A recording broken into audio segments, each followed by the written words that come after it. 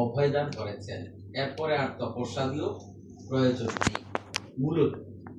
অর্থাৎ এখানে তিনি বুঝাতে চেয়েছেন যে এই দেহটা একটি রথের সামনে যন্ত্র লুড়ানি, একটি গাড়ির মতো অথবা একটি নৌকার মতো।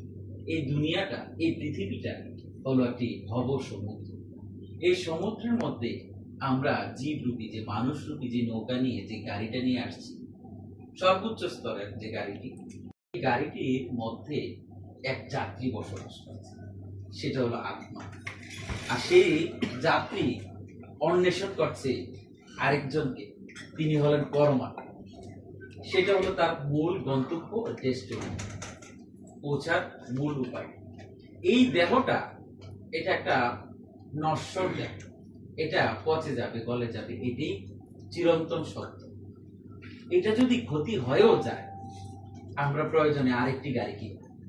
আমাদের গাড়ি একটি নষ্ট হলে আরেকটা গাড়ি কিনি না? ঠিক তেমনি এই কথাটি তিনি বলছেন যে আমাদের পরমাত্মার উদ্দেশ্যের যাত্রাটি অনেক লম্বা। সেই যাত্রা সেই কবে থেকে শুরু করেছে আমরা কেউই জানি না। কেননা আমাদের যাত্রা সাপলুডুর খেলা 84 লক্ষ জুনি বলা হচ্ছে।